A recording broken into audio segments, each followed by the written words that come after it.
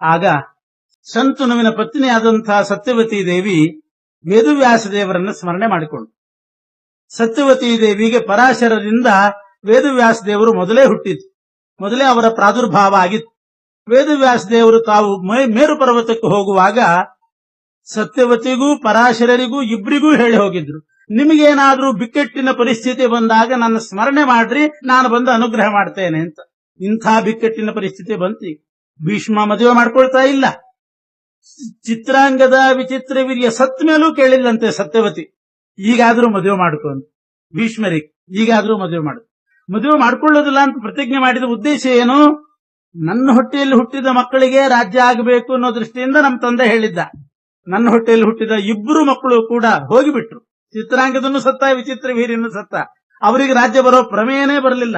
ಅವರ ಸಂತತಿ ಪರಂಪರೆಗೆ ಬರೋ ಪ್ರಮೇಯ ಅಂತೂ ಸುತರಾಮ್ ಇಲ್ಲ. ಇನ್ನಾದ್ರೂ ನೀನು ಮದುವೆ ಮಾಡ್ಕೊ ಅಂತಂದ್ರೆ ಭೀಷ್ಮರು ವಿವಾಹ ಮಾಡಿಕೊಳ್ಳಿಲ್ಲ, ಇಚ್ಛೆ ಪಡ್ಲಿಲ್ಲ ಅವರು. ಆಗ ಸತ್ಯವತಿ ವೇದವ್ಯಾಸ ದೇವರನ್ನು ಸ್ಮರಣೆ ಮಾಡ್ತಾಳೆ. ವೇದವ್ಯಾಸ ದೇವರಲ್ಲಿ ಪ್ರಾದುರ್ಭೂತರಾದ್ರು. ಮಗನೇ ಆಗಬೇಕು ಸತ್ಯವತಿಗೆ. ವೇದವ್ಯಾಸ ದೇವರು ಆವಿರ್ಬಭೂವಾಶು ಜಗಜ್ಜನಿತ್ರೋ ಜನಾರ್ದನೋ ಜನ್ಮ ಜರಾಭಯಾಪಹ ಸಮಸ್ತ ವಿಜ್ಞಾನ ತನು ಸುಖಾರ್ಣವ ಸಂಪೂಜಯಾಮಾಸ ಚ ತಂ ಜನಿತ್ರೀ. ಸತ್ಯವತಿ ಆಧರಿಸಿ ವೇದವ್ಯಾಸ ದೇವರಿಗೆ ಹೇಳ್ತಾ ಇದ್ದಾಳೆ. ಭೀಷ್ಮಾದಿಗಳು ಎಲ್ಲರೂ ಕೂಡ ವೇದವ್ಯಾಸ ದೇವರನ್ನ ಗೌರವಿಸಿದ್ರು. ಸತ್ಯವತಿ ಹೇಳಿದ್ಲು, ನಾನೇನೋ ನನಗೆ ಪರಾಶರರಿಂದ ಕನ್ಯಾತ್ವ ಬಂತು, ಕನ್ಯಾತ್ವ ಪಡ್ಕೊಂಡು ಶಂತನುವನ್ನ ಮದುವೆ ಮಾಡಿಕೊಂಡೆ. ಇಬ್ಬರು ಮಕ್ಕಳು ಹುಟ್ಟಿದ್ರು, ಚಿತ್ರಾಂಗದ ವಿಚಿತ್ರ ವೀರ್ಯ. ಇವರಿಂದ ವಂಶ ಮುಂದುವರಿತದೆ ಅಂತ ತಿಳ್ಕೊಂಡು ಶಂತನು ಸ್ವೇಚ್ಛೆಯಿಂದ ದೇಹತ್ಯಾಗ ಮಾಡಿ, ಬಯಸಿದ್ದೊಂದು ಆದದ್ದೊಂದು. ಹೇಗಿದ್ರೂ ಇವರಿಂದ ವಂಶ ಮುಂದುವರಿತಿದೆ. ಯಾವ ರೋಗ ಬಂದಿದ್ದಿಲ್ಲ, ಯುದ್ಧ ಇಲ್ಲ, ಏನೂ ಇಲ್ಲ. ಸ್ವೇಚ್ಛೆಯ ವರುಣತ್ವಂ ಪ್ರಾಪ. ಸ್ವೇಚ್ಛೆಯಿಂದ ಶಂತನು ದೇಹ ಪರಿತ್ಯಾಗ ಮಾಡಿದ್ದ. ಮುಂದೆ ಹೀಗಾಗ್ತದೆ ಅಂತ ಅವನಿಗೆ ಗೊತ್ತೇ. ಆದ್ರಿಂದ ಶಂತನು ದೇಹತ್ಯಾಗ ಮಾಡಿದ. ಇಬ್ರು ಮಕ್ಕಳಲ್ಲಿ ಇಬ್ರೂ ಕೂಡ ದುರಂತದಿಂದ ಸತ್ತೋಗಿಬಿಟ್ರು. ಇನ್ನು ನಮ್ಮ ವಂಶ ಬೆಳಿಬೇಕಾದ್ರೆ ಭೀಷ್ಮ ಒಬ್ಬನೇ ಇರೋದು. ಶಂತನುವಿಗೆ ಗಂಗೆಯಲ್ಲಿ ಹುಟ್ಟಿದಂತಹ ಮಗ. ಮದುವೆ ಮಾಡ್ಕೊ ಅಂದ್ರೆ ಮಾಡ್ಕೊಳ್ತಾ ಇಲ್ಲ, ವಂಶನೇ ನಿಂತು ಹೋಗ್ತದೆ. ನೀವು ನಿಯೋಗ ಪದ್ಧತಿಯಿಂದ ನೀವಾದ್ರೂ ಮಕ್ಕಳನ್ನ ಉಂಟು ಮಾಡ್ರಿ ಅಂತ ಸತ್ಯವತಿ ದೇವಿ ವೇದವ್ಯಾಸ ದೇವರ ಹತ್ರ ಕೇಳ್ತಾಳೆ. ಆವಾಗ ನಿಯೋಗ ಪದ್ಧತಿ ಅಂತ ಒಂದು ಪದ್ಧತಿ ಇತ್ತು. ಯಾರದ್ದಾದ್ರೂ ಒಂದು ವಂಶ ನಿಂತು ಹೋಗ್ತದೆ, ಮಕ್ಕಳೇ ಇಲ್ಲ, ನಿಂತು ಹೋಗ್ತದೆ ಅಂತಾದಾಗ ಆ ಹೆಂಡತಿಯಲ್ಲಿ ಇನ್ನೊಬ್ಬರಿಂದ, ಹಿರಿಯರಿಂದ ಯಾರಿಂದಲಾದ್ರೂ ಮಕ್ಕಳನ್ನ ಪಡೆಯತಕ್ಕಂಥ ಒಂದು ಪದ್ಧತಿ ಇತ್ತು. ಗಂಡ ಇದ್ರೂ ಸರಿ ಇಲ್ದಿದ್ರೂ ಸರಿ ಹಿರಿಯರಿಂದ ಮಕ್ಕಳನ್ನ ಪಡೆಯತಕ್ಕಂಥ ಪ್ರಮೇಯ ಇತ್ತು. ಇದಕ್ಕೆ ನಿಯೋಗ ಪದ್ಧತಿ ಅಂತ ಕರೀತಾರೆ.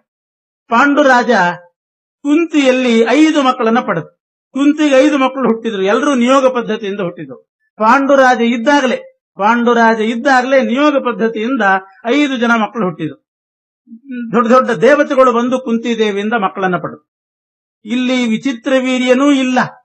ಅವನ ಹೆಂಡತಿಯಲ್ಲಿ ಅಂಬಿಕೆ ಅಂಬಾಲಿಕೆಯರಲ್ಲಿ ವೇದವ್ಯಾಸ ದೇವರು ಮಕ್ಕಳನ್ನ ಪಡೆಯಬೇಕು. ಇದಕ್ಕೆ ನಿಯೋಗ ಪದ್ಧತಿ ಅಂತ ಕರೀತಾರೆ. ವೇದವ್ಯಾಸ ದೇವರು ಭೀಷ್ಮರಿಗಿಂತಲೂ ಹಿರಿಯರು. ಅವರು ದೇವತೆಯೂ ಹೌದು. ಆದ್ರಿಂದ ಅಂಥ ವೇದವ್ಯಾಸ ದೇವರಿಂದ ಮಕ್ಕಳನ್ನ ಪಡೆಯೋದು ದ್ವಾಪರ ಯುಗದಲ್ಲಿ ಇತ್ತಂತೆ. ಕಲಿಯುಗದಲ್ಲಿ ಈ ಪದ್ಧತಿಗೆ ಅವಕಾಶ ಇಲ್ಲ ಅಂದಿದ್ದಾರೆ ಧರ್ಮಶಾಸ್ತ್ರ. ಕಲಿಯುಗದಲ್ಲಿ ನಿಯೋಗ ಪದ್ಧತಿ ಅದಕ್ಕೆ ಅವಕಾಶವೇ ಇಲ್ಲ, ಅದನ್ನು ಯಾರೂ ಕೂಡ ಉಪಯೋಗಿಸಲೇಬಾರದು. ದ್ವಾಪರ ಯುಗದಲ್ಲಿ ಆ ಕ್ರಮ ಇತ್ತು. ಸತ್ಯವತಿ ದೇವಿ ಹೇಳಿದ್ರು, ನಿಯೋಗ ಪದ್ಧತಿಯಿಂದ ಮಕ್ಕಳನ್ನ ಪಡೀರಿ. ಭೀಷ್ಮಾದಿಗಳೆಲ್ಲರೂ ಒಪ್ಪಿದ್ರಂತೆ, ಹೌದು ಇದು ಆಗಬಹುದು, ಧರ್ಮಶಾಸ್ತ್ರಕ್ಕೆ ಸಮ್ಮತ ಅಂತ. ಆದ್ರೆ ವೇದವ್ಯಾಸ ದೇವರು ಹೇಳ್ತಾರೆ, ನೀವು ನನ್ನನ್ನ ಕರೆದಿದ್ದೀರಿ, ನಾನು ನಿಯೋಗ ಪದ್ಧತಿಯಿಂದ ಈ ವಿಚಿತ್ರ ವೀರ್ಯನ ಹೆಂಡಂದರಲ್ಲಿ ಮಕ್ಕಳನ್ನ ಪಡಿಬೇಕು. ಆದ್ರೆ ನಂದೊಂದು ನಿಯಮ ಇದೆ ಅಂತಾರೆ ವೇದವ್ಯಾಸ ದೇವರು. ಏನು? ಋತೆ ರಮಾಂ ಜಾತು ಮಮಾಂಗ ಸಂಗ ಯೋಗ್ಯಾಂಗನಾನೈವ ಸುರಾಲಯೇಪಿ. ನನ್ನ ಅಂಗಸಂಗ ಆಗಬೇಕಾಗಿದ್ರೆ, ಅಂಗಸಂಗ ಪಡಿಬೇಕಾಗಿದ್ರೆ ಋತೆ ರಮಾಂ ಲಕ್ಷ್ಮೀದೇವಿಯನ್ನು ಹೊರತು ಇನ್ಯಾರಿಗೂ ನನ್ನ ಅಂಗಸಂಗದ ಯೋಗ್ಯತೆನೇ ಇಲ್ಲ ಅಂದ ಪರಮಾತ್ಮ ವೇದವ್ಯಾಸ ದೇವರು. ಇದರಿಂದಲೇ ಗೊತ್ತಾಗ್ತದೆ ವೇದವ್ಯಾಸ ದೇವರು ಕ್ರಿಶ್ಚಿಯನ್ ಋಷಿ ಅಲ್ಲ, ಸಾಕ್ಷಾತ್ ನಾರಾಯಣ ಅಂತ ಈ ಮಾತಿನಿಂದ ಗೊತ್ತಾಗ್ತದೆ. ವೇದವ್ಯಾಸ ದೇವರು ಹೇಳಿದ ಮಾತು, ಋತೆ ರಮಾಂ ಲಕ್ಷ್ಮೀದೇವಿಯನ್ನು ಬಿಟ್ರೆ ಮಮಾಂಗ ಸಂಗ ಯೋಗ್ಯ ಅಂಗನ ಸುರಾಲಯೇಪಿ ನೈವಾಸ್ತಿ ಸುರಾಲಯೇಪಿ. ಲಕ್ಷ್ಮೀದೇವಿಯನ್ನು ಬಿಟ್ರೆ ಇನ್ಯಾರಿಗೂ ಕೂಡ ಆ ಯೋಗ್ಯತೆನೇ ಇಲ್ಲ ನನ್ನ ಅಂಗಸಂಗ ಪಡಿಲಿಕ್ಕೆ. ಆದ್ರಿಂದ ನಾನು ನಿಯೋಗ ಪದ್ಧತಿಯಿಂದ ಈ ವಿಚಿತ್ರ ವೀರ್ಯನ ಹೆಂಡಂದರಲ್ಲಿ ನಾನು ಹೇಗೆ ಮಕ್ಕಳನ್ನು ಪಡೀಲಿ? ಯೋಗ್ಯತೆ ಬೇಕಲ್ಲ ಅವರಿಗೆ. ತಥಾಪಿ ತೇ ವಾಕ್ಯವಹಂ ಕರಿಷ್ಯೆ. ಆದರೂ ಸತ್ಯವತಿ ನಿನ್ನ ಆಸೆಯನ್ನು, ತಾಯಿ ನಿನ್ನ ಆಸೆಯನ್ನ ನಾನು ಇಲ್ಲ ಅಂತ ಮಾಡೋದಿಲ್ಲ. ನಿನ್ನ ಆಸೆಯಂತೆ ಅವರಿಬ್ಬರಲ್ಲಿ ಮಕ್ಕಳನ್ನು ಪಡಿತೇನೆ. ಆದ್ರೆ ನನ್ನ ಅಂಗಸಂಗ ಯಾರಿಗಾದ್ರೂ ಬರಬೇಕಾದ್ರೆ ಲಕ್ಷ್ಮೀದೇವಿಗೆ ಬರೋದು, ಬೇರೆಯವರಿಗೂ ಬರ್ತದೆ, ಇಲ್ಲ ಅಂತಲ್ಲ. ಕೃಷ್ಣ 16,108 ವಿವಾಹ ಮಾಡಿಕೊಂಡಿದ್ದ, ಅವರಿಗೆಲ್ಲ ಕೃಷ್ಣನ ಅಂಗಸಂಗ ಬಂತು. ಹೇಗೆ ಬಂತು? ರಮಾದೇವಿಯ ಆವೇಶ ಇದ್ದದ್ರಿಂದ ಬಂತು. ಆದ್ರಿಂದ ಈ ವಿಚಿತ್ರ ವೀರ್ಯನ ಪತ್ನಿಯರಲ್ಲಿ ನಾನು ಬೇಕಾದ್ರೆ ನಿಯೋಗ ಪದ್ಧತಿಯಿಂದ ಮಕ್ಕಳನ್ನು ಪಡಿತೇನೆ. ಇವರು 1 ವರ್ಷ ಕಠಿಣ ವ್ರತ ಮಾಡಬೇಕು, ವೈಷ್ಣವ ವ್ರತ ಅಂತ ಒಂದು ವ್ರತ ಮಾಡಬೇಕು. 1 ವರ್ಷ ವ್ರತ ಮಾಡಿದ್ರೆ ರಮಾದೇವಿಯ ಆವೇಶ ಬರ್ತದೆ, ಆಗ ನಾನು ನಿಯೋಗ ಪದ್ಧತಿಯಿಂದ ಮಕ್ಕಳನ್ನು ಪಡಿತೇನೆ. ಸತ್ಯವತಿ ಹೇಳ್ತಾಳೆ, 1 ವರ್ಷದ ತನಕ ವೈಷ್ಣವ ವ್ರತ ಮಾಡಬೇಕಾದ್ರೆ 1 ವರ್ಷ ರಾಜ್ಯದ ಗತಿ ಏನು? ಅರಾಜಕತೆ, ರಾಜರೇ ಇಲ್ಲ ಅಂತ ಆಗ್ತದೆ. ಆದ್ರಿಂದ ಇತೀರಿತೆ ರಾಷ್ಟ್ರಮುಪೈತಿ ನಾಶಂ, ರಾಷ್ಟ್ರಕ್ಕೆ ನಾಶ ಆಗಿಬಿಡ್ತದೆ ಯಾರ್ಯಾರು ರಾಜರಿಲ್ಲ, ಆದ್ರಿಂದ ಕೂಡ್ಲೆ ಆಗಬೇಕು ಅಂದ್ಲು.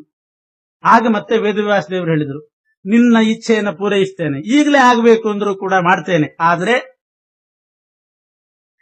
ನನ್ನ ಘೋರವಾದ ರೂಪವನ್ನ ನಾನು ತೋರಿಸ್ತೇನೆ, ಅದನ್ನ ಅವರು ಸಹಿಸಿಕೊಂಡಿರ್ಬೇಕು. ಅದು ಹೇಳಿದ್ರು ವೇದವ್ಯಾಸ ದೇವರು. ಉಗ್ರ ರೂಪ ತೋರಿಸ್ತೇನೆ ನಾನು, ನಿಜವಾಗಿಯೂ ನಾನು ಸೌಮ್ಯ ರೂಪನೇ, ಉಗ್ರ ರೂಪ ಇಲ್ಲ. ಆದರೂ ಕೂಡ ಭಯಂಕರವಾದ ಒಂದು ಉಗ್ರ ರೂಪವನ್ನು ತೋರಿಸ್ತೇನೆ. ಯಾರಿಗೆ? ಆ ಅಂಬಿಕೆ ಮತ್ತು ಅಂಬಾಲಿಕೆ, ವಿಚಿತ್ರ ವೀರ್ಯನ ಪತ್ನಿಯರು ನನ್ನ ಬಳಿ ಬಂದಾಗ ಉಗ್ರ ರೂಪ ತೋರಿಸ್ತೇನೆ. ಅದನ್ನು ಅವರು ಸಹಿಸಿಕೊಂಡಿದ್ರೆ ಆಗ ನನ್ನ ಅಂಗಸಂಗದಿಂದ ಅವರಲ್ಲಿ ಮಕ್ಕಳು ಹುಟ್ಟುತ್ತಾರೆ. ನನ್ನ ಉಗ್ರ ರೂಪವನ್ನು ಅವರು ಸಹಿಸಿಕೊಳ್ಬೇಕು. ಯಾಕೆ ಈ ಕಂಡೀಷನ್ ಹಾಕಿದ್ರು ಅಂತಂದ್ರೆ, ಇಲ್ಲದೆ ಇದ್ರೆ, ನಾನು ಉಗ್ರ ರೂಪ ತೋರಿಸದೇ ಇದ್ರೆ, ಸೌಮ್ಯ ರೂಪದಿಂದಲೇ ಇದ್ರೆ, ಆ ವಿಚಿತ್ರ ವೀರ್ಯನ ಪತ್ನಿಯರಿಗೆ ಇದು ನಿಯೋಗ ಪದ್ಧತಿ ಹೋಗಿ ಇದೊಂದು ಸಂಸಾರ ಅಂತ ಆಗಿಬಿಟ್ಟಿತ್ತು ಅಂತ.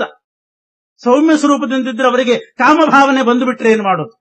ಆದ್ರಿಂದ ನಿಯೋಗ ಪದ್ಧತಿ ಇತ್ತಲ್ಲ, ಆ ಪದ್ಧತಿ ಹೇಗೆ ಅಂತಂದ್ರೆ, ಅವರಿಬ್ರು ಸಂಪರ್ಕ ಮಾಡಿ ಮಕ್ಕಳನ್ನ ಪಡೆಯುವಾಗ ಯಾರಿಗೂ ಕೂಡ ಕಾಮಾವೇಶ ಆಗ್ಲಿಕ್ಕಿಲ್ಲ. ಆ ರೀತಿ ಇರಬೇಕಾಗಿತ್ತು ಅಂತದ್ದು. ಕೇವಲ ವಂಶ ಅಭಿವೃದ್ಧಿ ಆಗಬೇಕು, ಮಕ್ಕಳು ಹುಟ್ಟಬೇಕು ಅನ್ನೋ ದೃಷ್ಟಿಯಿಂದ ಇರಬೇಕು. ಆದ್ರಿಂದ ನಾನು ಉಗ್ರ ರೂಪ ತೋರಿಸ್ತೇನೆ, ಇಲ್ಲದಿದ್ರೆ ಅವರಿಗೆ ನನ್ನ ಮೇಲೆ ಕಾಮಾವೇಶ ಆಗಿಬಿಡಬಹುದು.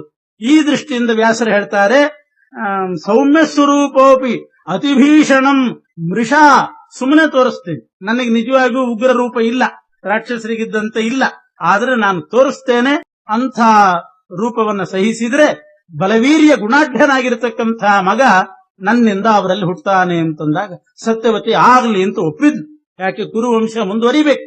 ಒಪ್ಪಿ ಅಂಬಿಕೆಗೆ, ಹಿರಿಯ ಸೊಸೆ, ತನ್ನ ದೊಡ್ಡ ಸೊಸೆ ಆಗಿರತಕ್ಕಂಥ ಅಂಬಿಕೆಯನ್ನು ಕರೆದು ಹೇಳಿದ್ಲು, ಇಂಥ ಒಂದು ಪದ್ಧತಿ ಪ್ರಕಾರ ವ್ಯಾಸರು ನಿನ್ನಲ್ಲಿ ಒಂದು ಮಗುವನ್ನು ಹುಟ್ಟಿಸ್ತಾರೆ, ನೀನು ಅದಕ್ಕೆ ಸಿದ್ಧಳಾಗಿರಬೇಕು ಅಂತ ಅಂದಿದ್ರು.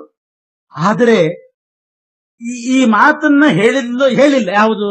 ಅವರು ಘೋರ ರೂಪದಿಂದ ಬರ್ತಾರೆ, ಉಗ್ರ ರೂಪದಿಂದ ಬರ್ತಾರೆ, ನೀನ್ ಅದನ್ನು ಸಹಿಸಿಕೊಳ್ಬೇಕು ಅಂತ ಹೇಳಿಲ್ಲ. ಹೇಳಿದ್ರೆ ಒಲ್ಲೆಂದು ಬಿಟ್ರೆ ಏನ್ ಮಾಡೋದಾನ? ಅದಕ್ಕೋಸ್ಕರ ಆ ಮಾತು ಹೇಳಿಲ್ಲ. ವ್ಯಾಸರು ಬರ್ತಾರೆ ಅಂತಂದಾಗ ಅವಳು ಸಿದ್ಧಳಾಗಿದ್ಲು. ನೋಡ್ತಾರೆ, ಯಾರೋ ಬರ್ತಾರೆ ಅಂತ ನೋಡಿದ್ರೆ ಭಯಂಕರ ರೂಪದಿಂದ ವ್ಯಾಸರು ಬಂದಿದ್ದಾರೆ. ಆ ಉಗ್ರ ರೂಪ, ಭಯಂಕರ ರೂಪ ನೋಡಿ ಆ ಅಂಬಿಕೆಗೆ, ವಿಚಿತ್ರ ವೀರ್ಯನ ಹೆಂಡತಿ ಸತ್ಯವತಿ ಸೊಸೆಗೆ ಆ ರೂಪ ನೋಡ್ಲಿಕ್ಕೆ ಆಗ್ಲಿಲ್ಲ ಅಂತ ಅಷ್ಟು ಭಯ ಆಗಿ ಕಣ್ಣು ಮುಚ್ಚಿಬಿಟ್ಲಂತ. ಕಣ್ಣು ಮುಚ್ಚಿಬಿಟ್ಲು. ಕಣ್ಣು ಮುಚ್ಚಿದಾಗ ಹುಟ್ಟಿದಂಥ ಮಗ ಕುರುಡನಾದಂಥ ಧೃತರಾಷ್ಟ್ರ ಹುಟ್ಟಿದ. ಹೀಗೆ ಧೃತರಾಷ್ಟ್ರ ಹುಟ್ಲಿಕ್ಕೆ ಇದು ದುರಂತ ಆಗೋಯ್ತು. ಕುರುವಂಶ ಬೆಳಿಬೇಕು ಅಂತ ಏನೋ ಮಾಡ್ಲಿಕ್ಕೆ ಹೋದ್ರೆ ಇಂಥ ಕುರುಡ ಹುಟ್ಟಿಬಿಟ್ಟು. ಯಾರದು ಧೃತರಾಷ್ಟ್ರ ಅಂತಂದ್ರೆ, ಅಭೂಚ್ಯ ತಸ್ಯಾಂ ಧೃತರಾಷ್ಟ್ರ ನಾಮಕೋ ಗಂಧರ್ವರಾಟ್ ಪವನಾವೇಶಯುಕ್ತ. ಮೂಲದಲ್ಲಿ ಧೃತರಾಷ್ಟ್ರ ಅನ್ನೋ ಗಂಧರ್ವ, ಅವನೇ ಧೃತರಾಷ್ಟ್ರನಾಗಿ ಹುಟ್ಟಿದ್ದಾನೆ. ಮೂಲ ರೂಪದಲ್ಲಿಯೂ ಧೃತರಾಷ್ಟ್ರ ಅಂತಲೇ ಹೆಸರು, ಅವತಾರದಲ್ಲಿಯೂ ಕೂಡ ಧೃತರಾಷ್ಟ್ರ ಅಂತಲೇ ಹೆಸರು. ಧೃತರಾಷ್ಟ್ರ ಅನ್ನೋ ಗಂಧರ್ವನೇ ಧೃತರಾಷ್ಟ್ರನಾಗಿ ಹುಟ್ಟಿದ ಅಂತ ಆಚಾರ್ಯ ಹೇಳಿದ್ದಾರೆ. ಮಹಾಭಾರತದಲ್ಲಿ ಒಂದು ಕಡೆ ಹಂಸ ಅಂತ ಹೆಸರಿತ್ತು ಅಂತ ಹೇಳ್ತಾರೆ. ಹಂಸ ನಾಮಕ ಗಂಧರ್ವ ಧೃತರಾಷ್ಟ್ರನಾಗಿ ಹುಟ್ಟಿದ ಅಂತ. ಏನು ವಿರೋಧ ಅಲ್ಲ, ಯಾಕೆಂದ್ರೆ ಒಬ್ರಿಗೆ 10 ಹೆಸರು ಇರ್ತದೆ. ಅವನಿಗೆ ಧೃತರಾಷ್ಟ್ರ ಅಂತಲೂ ಹೆಸರಿತ್ತು, ಹಂಸ ನಾಮಕ ಗಂಧರ್ವ ಅಂತಲೂ ಕರಿತಾ ಇದ್ರು ಅಂತ ಇಟ್ಕೊಂಡು ಬಿಟ್ರೆ ಸರಿ. ಈಗ ಹಂಸ ಅಥವಾ ಧೃತರಾಷ್ಟ್ರ ಅನ್ನೋ ಹೆಸರಿನ ಗಂಧರ್ವ ಹುಟ್ಟಿದ. ವಾಯುದೇವರ ಆವೇಶ ಇತ್ತದು, ಆದ್ರಿಂದ ಧೃತರಾಷ್ಟ್ರಿಗೆ ಭಾರಿ ಬಲ. ಪವನ ಆವೇಶಯುಕ್ತ, ಒಳ್ಳೆ ಬಲಿಷ್ಠನಾಗಬೇಕು ಅಂತ ವಾಯುದೇವರ ಆವೇಶನೂ ಇತ್ತು. ವೇದವ್ಯಾಸ ದೇವರು ಕೂಡ ಹೆಚ್ಚು ಬಲ ಬರಲಿ, ಅಧಿಕ ಬಲಶಾಲಿ ಆಗುವಂತ ವರ ಕೊಟ್ಟರು. ಆದರೆ ಅಂಧ ಆಸಿ ಚತು ಮಾತೃದೋಷತಃ, ಹುಟ್ಟೋದು ಹುಟ್ಟಿದ, ಕುರುಡ ಹುಟ್ಟಿದ. ಕುರುಡ ಹುಟ್ಟಿದ್ನಲ್ಲ, ಇದು ರಾಜ್ಯಭಾರ ಮಾಡ್ಲಿಕ್ಕೆ ಅಂತ ನಾವು ಮಾಡಿದ್ರೆ ಉಪಯೋಗ ಆಗ್ಲಿಲ್ಲ ಅಂತ ಹೇಳಿ ವೇದವ್ಯಾಸ ದೇವರ ಹತ್ರ ಮತ್ತೆ ಕೇಳಿದಂತೆ ಸತ್ಯವತಿ ದೇವಿ, ಕುರುಡ ಹುಟ್ಟಿದ ರಾಜ್ಯಭಾರಕ್ಕೆ ಸರಿ ಹೋಗೋದಿಲ್ಲ, ಆದ್ರಿಂದ ಇನ್ನೊಂದು ಸಲ ನೀವು ನಿಯೋಗ ಪದ್ಧತಿಯಿಂದ ಇನ್ನೊಬ್ಬ ಮಗನನ್ನು ಹುಟ್ಟಿ. ಅಂಬಿಕೆಯನ್ನು ಕಳಿಸೋದಿಲ್ಲ, ಅವಳು ಕಣ್ಣು ಮುಚ್ಚಿಬಿಟ್ಲು. ಇನ್ನೊಬ್ಬಳನ್ನು ಕಳಿಸ್ತೇನೆ, ಇನ್ನೊಂದು ಹೆಂಡತಿ ಇದ್ದಾಳಲ್ಲ ಅಂಬಾಲಿಕೆ, ಅವಳನ್ನು ಕಳಿಸ್ತೇನೆ. ಆಯ್ತು ಅಂತ ವೇದವ್ಯಾಸ ದೇವರು ಒಪ್ಪಿದ್ರು. ಯಾಕೆ ರಾಜ್ಯಭಾರಕ್ಕೆ ಬೇಕಾದ್ರಿಂದ ಒಪ್ಪಿದ್ರು. ಅಂಬಾಲಿಕೆ ಹೋದ್ಲು. ಅವಳಿಗೆ ಮೊದಲು ಗೊತ್ತಿತ್ತು, ಅಂಬಾಲಿಕೆಗೆ ಹೇಳಿರ್ತಾಳೆ ಹೀಗೆ ಘೋರ ರೂಪ ಇತ್ತು, ಅದಕ್ಕೆ ಕಣ್ಣು ಮುಚ್ಚಿಬಿಟ್ಟೆ, ಹೀಗಾಯ್ತು ಅಂತ. ಇವಳೇನ್ ಮಾಡಿಲ್ಲ, ಹಾಗಾದ್ರೆ ನಾನು ಕಣ್ಣು ತರ್ಕೊಂಡೇ ಇರ್ತೀನಿ ನಿಂದು, ಎಷ್ಟೇ ಘೋರ ರೂಪ ಇದ್ರು ಸಾಧ್ಯವಾದಷ್ಟು ಧೈರ್ಯ ತಂದುಕೊಂಡು ಕಣ್ಣು ತರ್ಕೊಂಡು ಕೂಡ್ತೇನೆ ಅಂತ. ವೇದವ್ಯಾಸ ದೇವರು ಬಂದಾಗ ಕಣ್ಣು ಮುಚ್ಚಲಿಕ್ಕೆ ಹೋಗಲಿಲ್ಲ, ಕುರುಡ ಹುಡ್ತಾನೆ ಅಂತ ಬಲಾತ್ಕಾರ ಮಾಡಿಕೊಂಡು ಕಣ್ಣು ತರ್ಕೊಂಡು ಕೂತಿದ್ಲು. ಆದ್ರೆ ಹೆದರಿಕೆ ಅಂತೂ ಆಗಿತ್ತು. ವ್ಯಾಸರ ಘೋರ ರೂಪ ನೋಡಿ ಭಯ ಅಂತೂ ಆಗಿತ್ತು.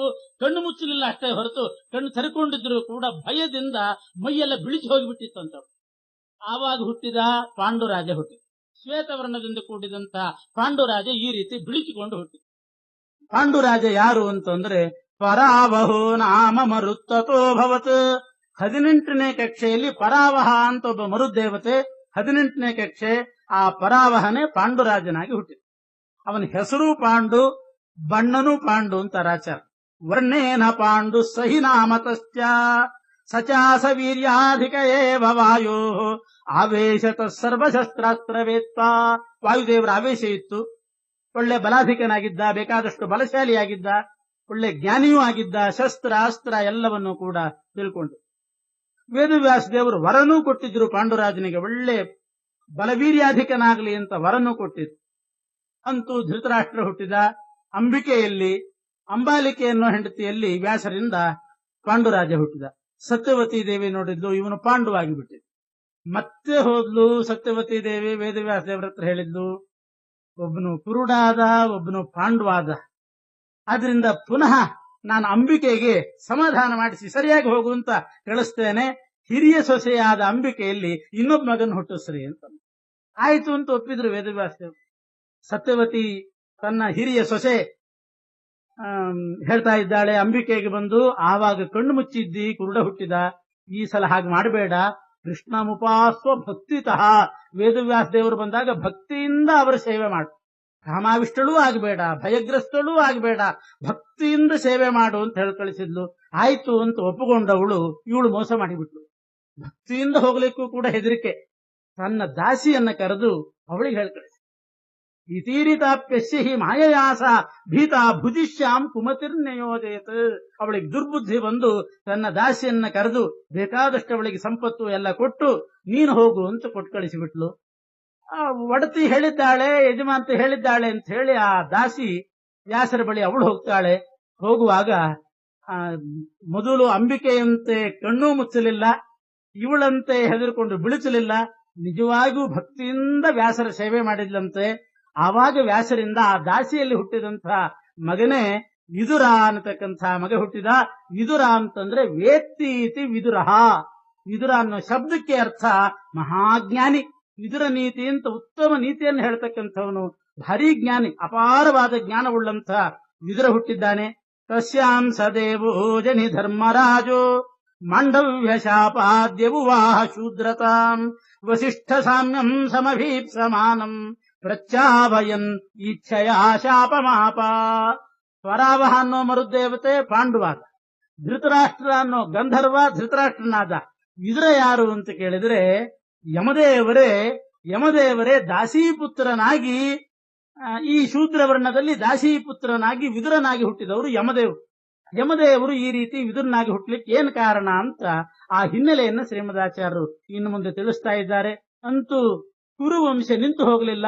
ವೇದವ್ಯಾಸ ದೇವರಿಂದ ನಿಯೋಗ ಪದ್ಧತಿಯಂತೆ 3 ಮಕ್ಕಳು ವಿಚಿತ್ರ ವೀರ್ಯ ರಾಜನಿಗೆ ಅವರ ಹೆಂಡಂದರಲ್ಲಿ ವ್ಯಾಸರಿಂದ ಹುಟ್ಟಿದರು.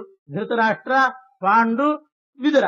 ಇದರ ಸಂದೇಶ ಏನು ಅಂದ್ರೆ, ಪರಮಾತ್ಮನ ಬಳಿ ನಾವು ಭಯದಿಂದ ಕಣ್ಣು ಮುಚ್ಚಬಾರದು, ದೇವರನ್ನು ನೋಡಬೇಕು, ಕಣ್ಣು ಮುಚ್ಚಬಾರದು. ಕಣ್ಣು ಮುಚ್ಚಿದರೆ ಧೃತರಾಷ್ಟ್ರ ಹುಟ್ಟುತ್ತಾನೆ, ದೇವರನ್ನು ನೋಡಿ ಹೆದರ್ಕೊಂಡ್ರೆ ಪಾಂಡು ಹುಟ್ಟುತ್ತಾನೆ. ವಿದುರನಂಥ ಜ್ಞಾನಿ ಹುಟ್ಟಬೇಕಾದ್ರೆ ದಾಸಿಯಂತೆ ಭಕ್ತಿಯಿಂದ ಪರಮಾತ್ಮನ ಸೇವೆ ಮಾಡಬೇಕು, ದೇವರಲ್ಲಿ ಭಕ್ತಿ ತೋರಿಸಬೇಕು ಹೊರತು ದೇವರಿಗೆ ಈ ರೀತಿ ಭಯನೂ ಪಡಬಾರದು, ಕಣ್ಣೂ ಮುಚ್ಚಬಾರದು, ದೇವರನ್ನು ನೋಡಿಕೊಂಡು ಬಿಳಿಸಲೂಬಾರದು. ಭಕ್ತಿಯಿಂದ ಸೇವೆ ಮಾಡಿದರೆ ದಾಸಿ ಆದರೂ ಕೂಡ ವಿದುರ ಹುಟ್ಟಿದ್ದಾನೆ ಅನ್ನೋ ತತ್ವ ಇದರಿಂದ ತಿಳಿದು ಬರ್ತಾ ಇದೆ. ವಿದುರ ಯಾಕೆ ಯಮದೇವರು ವಿದುರನಾಗಿ ಹುಟ್ಟಿದರು ಅಂತ ದೊಡ್ಡ ಕಥೆ, ಅದರಲ್ಲಿ ನಿರ್ಣಯ, ಅದೆಲ್ಲ ಆಚಾರ್ಯ ತಿಳಿಸಿದ್ದಾರೆ. ಪರಾವಹ ಎಂಬಂಥ ಮರುದೇವತೆ ಪಾಂಡುರಾಜನಾಗಿ ಅಂಬಾಲಿಕೆಯಲ್ಲಿ ವೇದವ್ಯಾಸ ದೇವರಿಂದ ಜನಿಸಿದ. ಮತ್ತೊಮ್ಮೆ ಅಂಬಿಕೆ ತನ್ನ ದಾಸಿಯನ್ನ ವೇದವ್ಯಾಸ ದೇವರ ಬಳಿ ಕಳಿಸ್ತಾಳೆ. ವ್ಯಾಸರ ಭಯಂಕರವಾದ ರೂಪಕ್ಕೆ ಹೆದರಿ ತಾನು ಹೋಗದೆ ತನ್ನ ದಾಸಿಯನ್ನ ಅಂಬಿಕೆ ಕಳಿಸಿದಾಗ ಅವಳು ದಾಸಿಯಾಗಿದ್ರೂ ಕೂಡ, ಅಂಬಿಕೆಯ ದಾಸಿಯಾಗಿದ್ರೂ ವೇದವ್ಯಾಸ ದೇವರನ್ನ ಭಕ್ತಿಯಿಂದ ಉಪಾಸನೆ ಮಾಡ್ತಾಳೆ, ಭಕ್ತಿಯಿಂದ ಆರಾಧನೆ ಮಾಡ್ತಾಳೆ. ಆದ್ದರಿಂದ ಮಹಾಜ್ಞಾನಿಯಾಗಿರತಕ್ಕಂಥ ವಿದುರ ದಾಸಿಪುತ್ರನಾಗಿ ಹುಟ್ಟಿದ. ಅವನು ದಾಸಿಪುತ್ರನಾಗಿದ್ದರೂ ಕೂಡ ದೊಡ್ಡ ಜ್ಞಾನಿ. ಅಂಬಿಕೆಯ ಮಗ ಧೃತರಾಷ್ಟ್ರ, ಅಂಬಾಲಿಕೆಯ ಮಗ ಪಾಂಡುವನ್ನ ಮೀರಿಸಿದಂಥ ದೊಡ್ಡ ಜ್ಞಾನಿಯಾದ ವೇದವ್ಯಾಸ ದೇವರ ವಿಶೇಷ ಅನುಗ್ರಹಕ್ಕೆ ಪಾತ್ರನಾಗಿದ್ದಾನೆ ವಿದುರ. ವಿದುರ ಯಾರು? ಧೃತರಾಷ್ಟ್ರ ಒಬ್ಬ ಗಂಧರ್ವನ ಅವತಾರ, ಪಾಂಡು ಮರುದೇವತೆ, 49 ಜನ ಮರುದೇವತೆಗಳಲ್ಲಿ ಪರಾವಹ ಅನ್ನೋ ಮರುದೇವತೆ ಅವತಾರ. ವಿದುರ ಯಾರು ಅಂತಂದ್ರೆ ಆ ವಿದುರನ ಚರಿತ್ರೆಯನ್ನು ಹೇಳ್ತಾ ಇದ್ದಾರೆ. ಹಿಂದೆ ಮಾಂಡವ್ಯ ಅಂತ ಒಬ್ಬ ಋಷಿಗಳಿದ್ರಂತೆ. ಆ ಮಾಂಡವ್ಯ ಋಷಿಗಳು ತಪಸ್ಸು ಮಾಡ್ತಾ ಕೂತಿದ್ರು. ತಪಸ್ಸು ಮಾಡ್ತಾ ಅವರ ಆಶ್ರಮದಲ್ಲಿದ್ದಾಗ ಅದೇ ಸಂದರ್ಭದಲ್ಲಿ ಒಂದಿಷ್ಟು ಜನ ಕಳ್ಳರು ಯಾರದ್ದೋ ಪದಾರ್ಥಗಳನ್ನೆಲ್ಲ ಕದ್ದುಕೊಂಡು ಆ ಕಡೆ ಬರ್ತಾ ಇದ್ರಂತೆ. ಹಿಂದಿನಿಂದ ರಾಜಭಟರು ಓಡಿಸ್ಕೊಂಡು ಬಂದು ಇನ್ನು ಸಿಗ್ಬೀಳ್ತೇವೆ ಅಂತಾದಾಗ ಆ ಕಳ್ಳರು ತಾವು ತಂದಂತಹ ಪದಾರ್ಥ, ಆ ಮೂಟೆ, ಆ ಸಾಮಾನುಗಳನ್ನೆಲ್ಲ ಮಾಂಡವ್ಯ ಋಷಿಗಳ ಆಶ್ರಮದಲ್ಲಿ ಹೊತ್ತಾಕಿ ಪಲಾಯನ ಮಾಡಿಬಿಟ್ರಂತೆ. ಹೊತ್ಕೊಂಡು ಓಡ್ಲಿಕ್ಕೆ ಆಗೋದಿಲ್ಲ ಅಂತ ಮಾಂಡವ್ಯ ಋಷಿಗಳ ಆಶ್ರಮದಲ್ಲಿ ಹಾಕಿ ಓಡಿ ಹೋಗಿಬಿಟ್ರು. ಹಿಂದಿನಿಂದ ರಾಜಭಟ್ರು ನೋಡಿದಾಗ ಅಲ್ಲಿ ಮಾಂಡವ್ಯ ಋಷಿಗಳು ತಪಸ್ಸು ಮಾಡ್ತಾ ಕೂತಿದ್ರು. ಸಾಮಾನುಗಳೆಲ್ಲ ಅಲ್ಲಿತ್ತು. ಆ ರಾಜಭಟ್ರಿಗೆ ಏನ್ ಅನಿಸ್ತು ಅಂತಂದ್ರೆ, ಆ ಓಡಿ ಬಂದ ಕಳ್ಳರಲ್ಲಿ ಇವನೂ ಒಬ್ಬ ಇರಬೇಕು ಅಂತ ಅನಿಸಿಬಿಡ್ತಾರೆ. ಉಳಿದವರೆಲ್ಲ ಓಡಿದ್ದಾರೆ, ಈತನಿಗೆ ಓಡ್ಲಿಕ್ಕಾಗದೇನೆ ತಪಸ್ವಿಯಂತೆ ಸೋಗ್ ಹಾಕೊಂಡು ಈ ರೀತಿ ವೇಷ ಹಾಕೊಂಡು ನಾಟಕ ಆಡ್ತಾ ಕೂತಿದ್ದಾನೆ ಅಂತ ರಾಜಭಟ್ರಿಗೆ ಅನಿಸಿಬಿಡ್ತಾನೆ. ಅವರು ಮಾಂಡವ್ಯ ಋಷಿಗಳನ್ನೇ ತಗೊಂಡು ಹೋಗಿ ರಾಜನ ಮುಂದೆ ನಿಲ್ಲಿಸಿದ್ರು. ಒಬ್ಬ ಕಳ್ಳ ಸಿಕ್ಕಿಬಿದ್ದ, ಇವನ ಆಶ್ರಮದಲ್ಲಿ ಎಲ್ಲ ಪದಾರ್ಥಗಳಿತ್ತು, ಸೋಗ್ ಹಾಕಿ ತಪಸ್ಸು ಮಾಡ್ತಾ ಕೂತಿದ್ದಾನೆ, ಇವನೇ ಕಳ್ಳ ಅಂತ ಅಂದ್ಬಿಟ್ಟು. ಆ ರಾಜ ಪೂರ್ವಾಪರ ವಿಚಾರ ಮಾಡಲಿಲ್ಲ, ಮಾಂಡವ್ಯ ಋಷಿಗಳನ್ನು ಶೂಲಕ್ಕೇರಿಸಿಬಿಟ್ಟ. ಶೂಲಾರೋಪಣ ಅಂತ ಶೂಲಕ್ಕೇರಿಸಿಬಿಟ್ಟ. ಎಂಥ ತಪಶಕ್ತಿ ಇತ್ತು ಅಂದ್ರೆ, ಇವರು ತಪಸ್ಸೇ ಮಾಡ್ತಾ ಕೂತಿದ್ರು. ರಾಜಭಟ್ರು ಎಳ್ಕೊಂಡು ಹೋಗುವಾಗಲೂ ತಪಸ್ಸು ಮಾಡ್ತಾ ಇದ್ರು, ಶೂಲಕ್ಕೇರಿಸಿದಾಗಲೂ ತಪಸ್ಸು ಮಾಡ್ತಾ ಇದ್ರು. ಆ ಶೂಲಕ್ಕೇರಿಸಿದ್ರು ಸಾಯಲಿಲ್ಲ, ಆ ಶೂಲದ ಮೇಲೆ ಕೂತಿದ್ದಾರೆ, ಹಾಗೆ ತಪಸ್ಸು ಮಾಡ್ತಾ ಇದ್ದಾರೆ ಮಾಂಡವ್ಯ ಋಷಿಗಳು. ಚೂಪದಾಗಿರ್ತಕ್ಕಂಥ ಶೂಲ ಅದರಲ್ಲಿ ಜಾರ್ತಾ ಬಂದ್ರಂತೆ. ಎಲ್ಲಿವರೆಗೆ ಅಂತಂದ್ರೆ ಆ ಪೃಷ್ಠದಿಂದ ಅದು ಶೂಲ ತೂತು ಮಾಡಿಕೊಂಡು ಮೇಲೆ ಬಂದು ಕುತ್ತಿಗೆ ಹತ್ರ ಮೇಲೆ ಬಂದಿತ್ತಂತೆ. ಆ ತುದಿ ಅಲ್ಲಿವರೆಗೆ ಆ ಶೂಲದಲ್ಲಿ ಜಾಡಿ ಬಿತ್ತಿದ್ದಾರೆ. ಕುತ್ತಿಗೆ ಹತ್ರ ಒಂದಿಷ್ಟು ಈ ಮಳೆ ಬಂದ ಹಾಗೆ ಇಲ್ಲಿ ಬಂದಿತ್ತಂತೆ ಅದರ ತುದಿ. ಆ ರೀತಿ ಶೂಲದಲ್ಲಿ ಕೂತ್ಕೊಂಡು ತಪಸ್ ಮಾಡ್ತಾ ಇದ್ದಾರೆ. ಆಶ್ಚರ್ಯ ಆಯ್ತು ಎಲ್ರಿಗೂ ಕೂಡ. ಶೂಲದಲ್ಲಿ ಏರಿಸಿದ್ರು ಸಾಯಿಲಿ, ಸುಮ್ಮನೆ ಒಂದು ಮುಳ್ಳು ಚುಚ್ಚಿದ್ರು ಸಾಕು ಇದಾಗಿ ಹೋಗ್ತದೆ. ಅಂತಹದ್ದು ಶೂಲದಲ್ಲಿ ಕೂತು ಅದು ಪೃಷ್ಠದಿಂದ ಕುತ್ತಿಗೆ ತನಕ ಮೇಲೆ ಬಂದಿದೆ, ಇವರು ಅಷ್ಟು ಕೆಳಗಡೆ ಜಾರಿದ್ದಾರೆ, ಹಾಗೆ ತಪಸ್ ಮಾಡ್ತಾ ಇದ್ದಾರೆ. ಇಂಥ ಪ್ರಸಂಗದಲ್ಲಿ ಯಮದೇವರು ಅಲ್ಲಿಗೆ ಬಂದ್ರಂತ. ಯಮದೇವರು ಬಂದಾಗ ಯಮದೇವರ ಹತ್ರ ಮಾಂಡವ್ಯ ಋಷಿಗಳು ಕೇಳ್ತಾ ಇದ್ದಾರೆ, ನನಗಿಷ್ಟು ಹಿಂಸೆ ಆಗ್ತಾ ಇದೆ, ನಾನೇನೋ ಗಟ್ಟಿ ಮನಸ್ಸಿನಿಂದ ಕೂತಿದ್ದೀನಿ, ಆದ್ರೆ ನನ್ನನ್ನು ಶೂಲಕ್ಕೇರಿಸಿದ್ರು, ನಿಜವಾಗಿಯೂ ನಾನು ಕಳ್ಳ ಅಲ್ಲ. ಮಾಂಡವ್ಯರು ಹೇಳಿದ್ದು, ವಾಸ್ತವಿಕವಾಗಿ ನಾನು ಕಳ್ಳ ಅಲ್ಲ.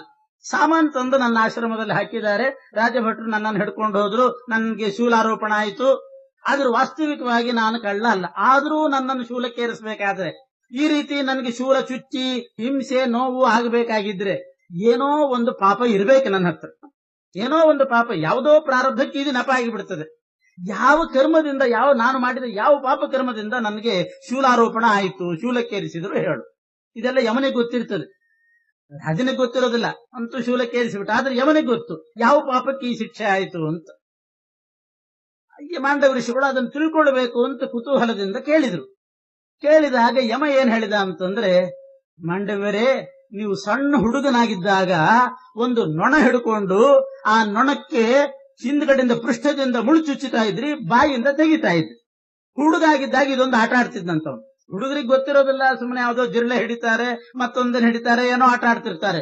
ನೀವು ಸಣ್ಣವರಿದ್ದಾಗ ನೊಣವನ್ನ ಕೊಂದು ಅದಕ್ಕೆ ಪೃಷ್ಠದಿಂದ ಮುಳುಚುಚ್ಚಿ ಮುಖದಿಂದ ತೆಗಿತಾ ಇದ್ರಿ, ಅದಕ್ಕೆ ಇವತ್ತು ನಿಮಗೆ ಶೂಲಾರೋಪಣ ಆಯಿತು ಅಂತ ಹೇಳಿಬಿಟ್ನಂತ ಯಮ. ಸಿಟ್ಟು ಬಂತು ಮಾಂಡವ್ಯ ಋಷಿಗಳಿಗೆ. ಏನು 12 ವರ್ಷದ ಒಳಗೆ, 12 ವರ್ಷ ಆವಾಗ, 12 ವರ್ಷದಲ್ಲಿ ಏನೂ ತಿಳುವಳಿಕೆ ಇರೋದಿಲ್ಲ, ಏನೋ ಹುಡುಗಾಟಿಕೆ ಅಂತ ಮಾಡಿರಬಹುದು.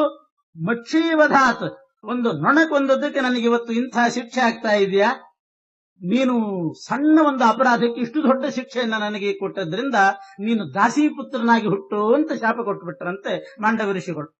ಈ ರೀತಿ ಶಾಪ ಸ್ವೀಕಾರ ಮಾಡಿದ ಯಮ ವಿದುರನಾಗಿ ಹುಟ್ಟಿದನಂತೆ. ಮಾಂಡವ್ಯ ಋಷಿಗಳ ಶಾಪದಿಂದ ವಿದುರನಾಗಿ ಹುಟ್ಟಿದ ಅಂತ ಕಥೆ. ಶ್ರೀಮದಾಚಾರ್ಯರು ಇಲ್ಲಿ ಅನೇಕ ಪ್ರಶ್ನೆಗಳಿಗೆ ನಿರ್ಣಯ ಕೊಡ್ತಾ ಇದ್ದಾರೆ.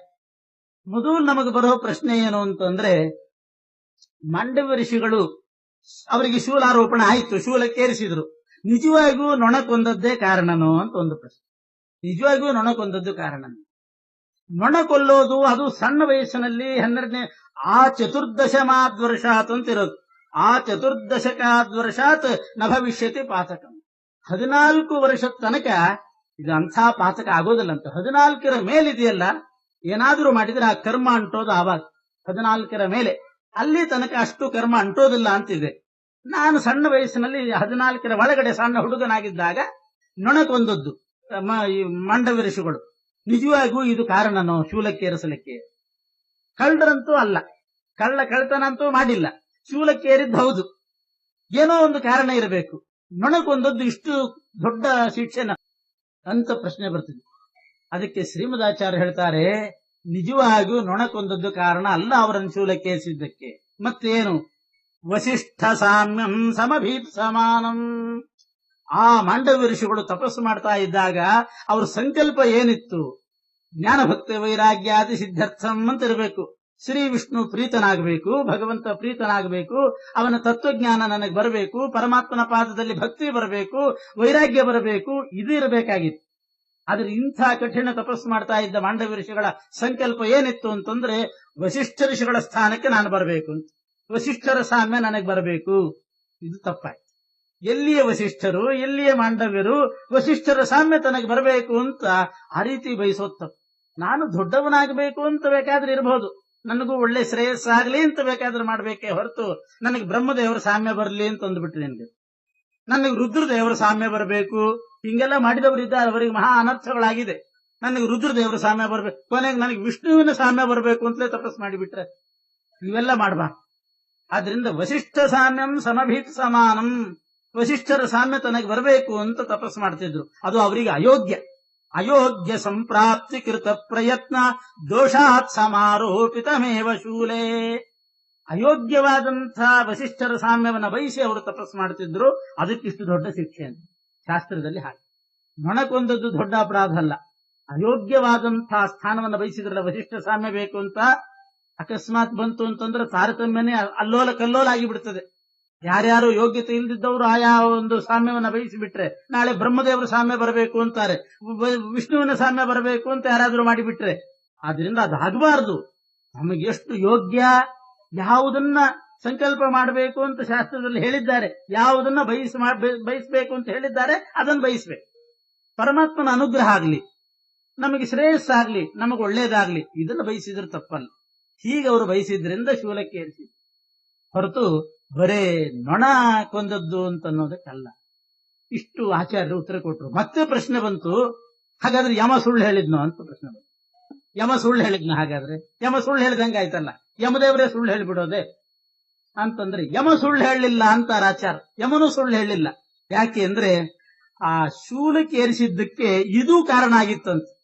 ಪ್ರಧಾನವಾದ ಕಾರಣ ವಸಿಷ್ಠ ಸಾಮ್ಯವನ್ನ ಬಯಸಿದ್ದು, ಅಪ್ರಧಾನವಾಗಿ ಅವಾಂತರವಾದ ಮತ್ತೊಂದು ಕಾರಣ ನೊಣಕೊಂದದ್ದು ಆಗಿತ್ತಂತ. ಯಾಕೆ ಅಂದ್ರೆ ಈ ತಿಳುವಳಿಕೆ ಇಲ್ಲದಿದ್ದಾಗಿ ಏನೇನು ನಾವು ದುಷ್ಕರ್ಮಗಳನ್ನ ಮಾಡಿರ್ತೀವಿ, ಪಾತಕಗಳನ್ನ ಮಾಡಿರ್ತೀವಿ, ತಿಳುವಳಿಕೆ ಬಂದ ಮೇಲೆ ಅದಕ್ಕೆಲ್ಲ ಒಂದು ಪ್ರಾಯಶ್ಚಿತ್ತ ಮಾಡ್ಕೊಳ್ಬೇಕಂತ. ನಾವು ಜ್ಞಾತಾಜ್ಞಾತವಾಗಿ ಏನಾದರೂ ಪಾತಕಗಳನ್ನ ಮಾಡಿದ್ರೆ ಅಂತ ಒಂದು ಸಂಕಲ್ಪ ಮಾಡಬೇಕು. ತಿಳಿದೋ ತಿಳಿಯದೆಯೋ ತಿಳುವಳಿಕೆ ಇಲ್ಲದೇನೆ ಏನಾದ್ರೂ ಪಾತಕಗಳು ನಡೆದಿರಬಹುದು, ಅದೆಲ್ಲ ಪರಿಹಾರ ಆಗಲಿ ಅಂತ ಅದಕ್ಕೆಲ್ಲ ಪ್ರಾಯಶ್ಚಿತ್ತ ಮಾಡ್ಕೋಬೇಕು. ಹೋಮ ಹವನ ಇತ್ಯಾದಿಗಳೆಲ್ಲ ನಡಿಬೇಕು. ಈಗ ಪವಮಾನ ಹೋಮ ಋಕ್ ಸಂಹಿತೆಯಲ್ಲಿ ಅದು ಬರ್ತದೆ, ಪವಮಾನನೂ ಬರ್ತದೆ. ಋಕ್ ಸಂಹಿತೆಯಲ್ಲಿ ಅದು ಸೇರಿದೆ. 4 ಅಧ್ಯಾಯ ಪವಮಾನ, ಅದು ಋಕ್ ಸಂಹಿತೆಯಲ್ಲೇ ಬರೋದು. ಅಂಥದ್ದು 64 ಅಧ್ಯಾಯ ಇದೆ. ಬರೇ 4 ಅಧ್ಯಾಯ ಪವಮಾನ ಆದ್ರೆ 64 ಅಧ್ಯಾಯ ಋಕ್ ಸಂಹಿತೆ ಎಲ್ಲ ದೇವತೆಗಳಿಗೆ ಬರ್ತದೆ. ಅದ್ರಲ್ಲೆಲ್ಲ ಹೇಳಿದ್ದಾರೆ ಇಂತಿಂಥ ಪಾತಕಗಳು ಅಂತ ಅದ್ರಲ್ಲಿ ಹೇಳ್ತಾರೆ. ಬ್ರಹ್ಮಾವಧಾತ್, ಸುರಾಪಾನ, ದೊಡ್ಡ ದೊಡ್ಡ ಪಾತಕಗಳನ್ನೆಲ್ಲ ಹೇಳಿದ್ದಾರೆ. ಹಾಗೆ ಇಂಥ ಪಾತಕಗಳಿಗೂ ಕೂಡ ಪ್ರಾಯಶ್ಚಿತ್ತ ಮಾಡ್ಕೋಬೇಕು. ಮಾಡ್ಕೊಳ್ಳಿಲ್ಲ ಅಂತ ಆದ್ರೆ ಯಾವುದೋ ಒಂದು ಮಹಾ ಅಪರಾಧದಿಂದ ಬರೋ ಶಿಕ್ಷೆಗೆ ಇವೆಲ್ಲ ಕಾರಣ ಆಗ್ತದೆ. ಈ ಮಾಂಡವ್ಯ ಋಷಿಗಳು ಅವರಿಗೆ ತಿಳುವಳಿಕೆ ಬಂದ ಮೇಲೆ ಈ ಪ್ರಾಯಶ್ಚಿತ್ತ ಮಾಡ್ಕೊಂಡಿದ್ದಿಲ್ಲ. ಅವರು ಸಣ್ಣ ವಯಸ್ಸಿನಲ್ಲಿ ಏನಾದ್ರೂ ನೊಣ ಕೊಂದಿದ್ರೆ, ಸೊಳ್ಳೆ ಕೊಂದಿದ್ರೆ ಅಂತ ಹೇಳಿ ಅದಕ್ಕೆಲ್ಲ ಪ್ರಾಯಶ್ಚಿತ್ತ ಮಾಡ್ಕೊಂಡಿದ್ದಿಲ್ಲ. ಆದ್ರಿಂದ ಇದೂ ಕೂಡ ಶೂಲಾರೋಪಣಕ್ಕೆ ಕಾರಣ ಆಗಿತ್ತು. ಆದ್ರಿಂದ ಯಮ ಏನ್ ಮಾಡಿದ, ಯಮದೇವರು ನನಗೆ ಯಾಕೆ ಶಿಕ್ಷೆ ಆಯಿತು ಅಂತ ಅವರಷ್ಟೇ ಕೇಳಿದ್ದು ಮಾಂಡವ್ಯರು. ನನಗೆ ಶಿಕ್ಷೆ ಆಗ್ಲಿಕ್ಕೆ ಪ್ರಧಾನ ಕಾರಣ ಏನು ಅಂತ ಏನಾದ್ರೂ ಕೇಳಿದ್ರೆ ಇದನ್ನ ಹೇಳ್ತಿದ್ರೋ ಏನೋ, ಅದನ್ನ ಕೇಳಲಿಲ್ಲ. ಒಟ್ಟು ನನಗೆ ಯಾಕೆ ಈ ಶಿಕ್ಷೆ ಆಯಿತು, ಶೂಲಕ್ಕೇರಿಸಿದ್ ಯಾಕೆ ಅಂತ ಕೇಳಿದ್ದಕ್ಕೆ ಯಮ ಪ್ರಧಾನ ಕಾರಣವನ್ನ ಮುಚ್ಚಿಟ್ಟ, ಅಪ್ರಧಾನವಾದ ಈ ಗೌಣವಾದ ಈ ಕಾರಣ ಹೇಳಿದ. ಸುಳ್ಳೇನು ಹೇಳಿದಂಗೆ ಆಗ್ಲಿ.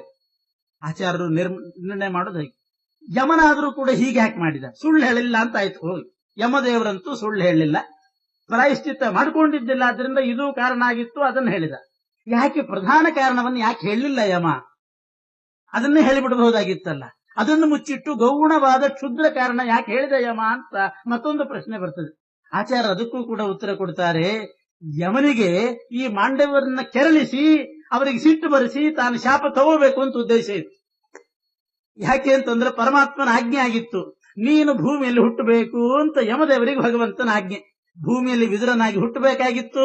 ವಿದುರ ನೀತಿ ಅಂತ ಜಗತ್ತಿಗೆಲ್ಲ ನೀತಿಯನ್ನು ತೋರಿಸಬೇಕು. ದಾಸೀಪುತ್ರನಾಗಿದ್ದರೂ ಕೂಡ ಎಂಥ ಜ್ಞಾನಿ, ಹೇಗೆ ಹುಟ್ಟಿದ್ರೇನು, ಜ್ಞಾನ ಎಂಥದ್ದಿತ್ತು ವಿದುರನಿಗೆ ಅಂತ ತೋರಿಸಬೇಕಾಗಿತ್ತು. ಈ ಕಾರಣದಿಂದ ತಾನು ಭೂಮಿಯಲ್ಲಿ ಹುಟ್ಲಿಕ್ಕೆ ಒಂದು ನೆಪ ಬೇಕಾಗಿತ್ತು. ಅದಕ್ಕೆ ಯಮ ಏನ್ ಮಾಡಿದ, ನಾನು ಇದ್ದ ಕಾರಣ ಹೇಳಿಬಿಟ್ರೆ ವಸಿಷ್ಠ ಋಷಿಗಳು ಸುಮ್ಮನಿದ್ದು ಬಿಡ್ತಾರೆ, ಹೌದೇನೋ ಅಂತ. ಅದಕ್ಕೆ ಪ್ರಧಾನ ಕಾರಣ ಮುಚ್ಚಿಟ್ಟು ಗೌಣವಾದ ಕ್ಷುದ್ರ ಕಾರಣ ಹೇಳಬೇಕು. ಹೇಳಿದಾಗ ಅವರು ಕೆರಳಿ ಶಾಪ ಕೊಡ್ತಾರೆ. ಆ ಶಾಪದಿಂದ ನಾನು ಭೂಮಿಯಲ್ಲಿ ಹುಟ್ಟಿದ್ರಾಯ್ತು ಅಂತ ಯಮ ಸಂಕಲ್ಪ ಮಾಡಿ ಆ ಕ್ಷುದ್ರ ಕಾರಣ ಹೇಳಿದ್ದ. ಅದಕ್ಕೆ ಸರಿಯಾಗಿ ಇವನ ಯಮದೇವರ ನಿರೀಕ್ಷೆಯಂತೆ ಅವರಿಗೆ ಸಿಟ್ಟು ಬಂತು. ಇಷ್ಟಕ್ಕಿಷ್ಟು ದೊಡ್ಡ ಶಿಕ್ಷೆನೋ ಅಂತ ಅವರು ತಪ್ಪು ತಿಳ್ಕೊಂಡು, ಅಪ್ರಧಾನ ಕಾರಣ ಅಂತ ಅವ್ರಿಗೆ ಗೊತ್ತಿಲ್ಲ, ಇದೇ ಪ್ರಧಾನ ಅಂತ ಅವ್ರು ತಿಳ್ಕೊಂಡು ಯಮನಿಗೆ ಶಾಪ ಕೊಟ್ಟು ಬಿಟ್ರು, ನೀನು ಭೂಮಿಯಲ್ಲಿ ದಾಸೀಪುತ್ರನಾಗಿ ಹುಟ್ಟು ಅಂತ. ಇವನು ಒಳಗಂದ್ಕೊಂಡು ನನಗೆ ಅದೇ ಬೇಕಾಗಿತ್ತು ಅಂತ ಅಂದುಕೊಂಡು ತಾನು ವಿದುರ ಈ ಅಂಬಿಕೆ ಕಳಿಸಿದಂತಹ ದಾಸಿಯಲ್ಲಿ ವೇದವ್ಯಾಸ ದೇವರಿಂದ ಮಗನಾಗಿ ಹುಟ್ಟಿದ್ದಾನೆ ಅನ್ನುವಂತಹ ತತ್ವ ಆಚಾರ್ಯರು ಬಹಳ ಸುಂದರವಾಗಿ ಇಲ್ಲಿ ನಿರೂಪಣೆ ಮಾಡಿದ. ಹೆಸರಿಡುವಾಗ ವೇದವ್ಯಾಸ ದೇವರು ವಿದುರ ಅಂತ ಹೆಸರಿಟ್ಟನಂತೆ. ಯಾಕೆ ಅಂತಂದ್ರೆ ವೇತ್ತೀತಿ ವಿದುರ ವಿದ್ಯಾ ರತೇರ್ ವಿದುರೋ ನಾಮಚಾಯಂ. ವಿದ್ಯೆಯಲ್ಲಿ ಬಹಳ ಆಸಕ್ತಿ, ತತ್ವಜ್ಞಾನದಲ್ಲಿ ಬಹಳ ಆಸಕ್ತಿ, ಒಳ್ಳೆ ಜ್ಞಾನ, ಮಹಾಬಲಶಾಲಿಯಾಗಿದ್ದ, ಧನುರ್ವಿದ್ಯೆಯಲ್ಲಿ ಪಾರಂಗತನಾಗಿದ್ದ, ಬಾಹುಬಲವೂ ಕೂಡ ಇತ್ತಂತೆ. ಬಾಹುಬಲ, ಧನುರ್ವಿದ್ಯೆ, ಜ್ಞಾನಬಲ ಎಲ್ಲವೂ ಇತ್ತು. ವಿದ್ಯೆಯಲ್ಲಿ ಆಸಕ್ತಿ ಇತ್ತು. ಸುನೀತಿಮಾನ್, ಒಳ್ಳೆ ನೀತಿವಂತನಾಗಿದ್ದಂತೆ ವಿದುರ. ದಾಸೀಪುತ್ರನಾದ್ರೆ ಕ್ಷತ್ರಿಯರಾದಂಥ ಅವರಿಗೂ ಕೂಡ ನೀತಿ ಹೇಳ್ತಾ ಇದ್ದ ವಿದುರ. ಎಂಥ ಜ್ಞಾನಿ ವಿದುರ ಅಂತಂದ್ರೆ ಒಂದು ಚಮತ್ಕಾರ ನಡೀತು, ಮುಂದೆ ಅದನ್ನ ಹೇಳ್ತೀವಿ, ಈಗಲೇ ಹೇಳ್ತೇನೆ ಸ್ವಾರಸ್ಯ. ಪಾಂಡವರೆಲ್ಲ ವನವಾಸಕ್ಕೆ ಹೋದ್ರು. ಪಾಂಡವರು ವನವಾಸಕ್ಕೆ ಹೋದಾಗ ಧೃತರಾಷ್ಟ್ರನಿಗೆ ಸ್ವಲ್ಪ ಕಸಿವಿಸಿ ಆಯ್ತಂತೆ. ಯಾಕೋ ತಪ್ಪು ಮಾಡಿದವರಿಗೆ ಒಳಗೊಳಗೆ ಚುಚ್ಚುತ್ತಾ ಇರ್ತದೆ. ಪಾಂಡವರು ವನವಾಸಕ್ಕೆ ಹೋದಾಗ ಧೃತರಾಷ್ಟ್ರನಿಗೆ ಒಂಥರ ಅವನಿಗೆ ಒಳಗಡೆ ಚುಚ್ಚಿದ ಹಾಗಾಗಿ ವಿದುರನನ್ನು ಕರೀತಿದ್ದಂತೆ. ಅವನಿಗೇನಾದ್ರೂ ಮನಸ್ಸಿಗೆ ಬೇಜಾರಾದ್ರೆ ವಿದುರನ ಕರೆಯೋದು, ವಿದುರನ ಹತ್ರ ಏನಾದ್ರೂ ಮಾತಾಡಿಸೋದು, ಒಳ್ಳೆ ನೀತಿ ಹೇಳ್ತಿದ್ದ. ವಿದುರನ ಕರೆದನಂತೆ ಧೃತರಾಷ್ಟ್ರ. ಕೇಳಿದ, ವಿದುರ, ಪಾಂಡವರು ನನ್ನ ತಮ್ಮನ ಮಕ್ಕಳನ್ನೆಲ್ಲ ಕಳಿಸಿಬಿಟ್ಟೆ, ಪಾಂಡವರಾಜ ಸತ್ತಿದ್ದ, ತಮ್ಮನ ಮಕ್ಕಳನ್ನೆಲ್ಲ ಕಾಡಿಗೆ ಕಳಿಸಿದೆ, ಇದರಿಂದ ಏನಾದ್ರೂ ದೋಷ ಆಗ್ತದೋ ಏನೋ, ಯಾಕೋ ಮನಸ್ಸಿಗೆ ಒಂಥರ ಭುಗುಲ್ ಆಗ್ತಾ ಇದೆ, ಏನು ಮಾಡ್ಲಿ ಅಂತ ಕೇಳಿದ. ವಿದುರ ಹೇಳಿದ, ನೀ ಏನು ಮಾಡೋದು ಬೇಡ, ಅವ್ರನ್ನ ವಾಪಸ್ ಕರೆಸಿಬಿಡು ಅಂದ. ಅದು ಮಾತ್ರ ಸರಿ ಇಲ್ಲ ಅವನಿಗೆ, ಬೇರೆ ಏನಾದ್ರೂ ಪ್ರಾಯಶ್ಚಿತ್ತ ಹೇಳ್ತಾನೇನೋ ಅಂತ ಇವನಿಗೆ. ವಿದುರ ಇಷ್ಟೇ ಹೇಳಿಬಿಟ್ಟ, ಏನಿಲ್ಲ, ನಿನಗೆ ಅವ್ರನ್ನ ಕಳಿಸಿದ್ದಕ್ಕೆ ಮನಸ್ಸಿನಲ್ಲಿ ಏನೋ ಕಳವಳ ಆಗ್ತದೆ ಅಂತಾಗಿದ್ರೆ ವಾಪಸ್ ಕರೆಸಿ ರಾಜ್ಯ ಕೊಟ್ಟುಬಿಡು ಅಂತಂದ ವಿದುರ. ಸಿಟ್ಟು ಬಂತು, ನೀನ್ ಯಾವಾಗ್ಲೂ ಅವ್ರ ಮೇಲೆ ಪಕ್ಷಪಾತ, ಅವ್ರ ಪಕ್ಷವನ್ನೇ ವಹಿಸಿ ಮಾತಾಡ್ತಾ ಇದ್ದಿ, ನೀನು ಅವ್ರ ಜೊತೆ ಹಾಳಾಗಿ ಹೋಗು ಅಂದ್ಬಿಟ್ಟ ಧೃತರಾಷ್ಟ್ರ ವಿದುರನಿಗೆ.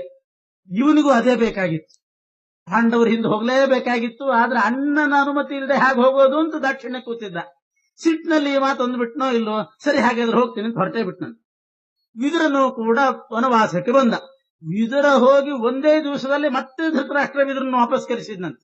ವಿದುರನ್ ಕರ್ಕೊಂಡು ಬರ್ರಿ, ನನಗೆ ನಿದ್ದೆ ಬರ್ತಾ ಇಲ್ಲ, ಮನಸ್ಸಿಗೆ ತಳಮಳಾಗಿದೆ, ವಿದುರ ಬರಬೇಕು, ಪಾಂಡವರು ಬೇಡ ವಿದುರ ಬರಬೇಕು ಅಂತ. ಸರಿ, ವಿದುರನ್ನ ಕರ್ಕೊಂಡು ಬಂದ್ರು. ಯಾಕೆ ಕರೆಸಿದ ವಿದುರನ್ನ ಧೃತರಾಷ್ಟ್ರ?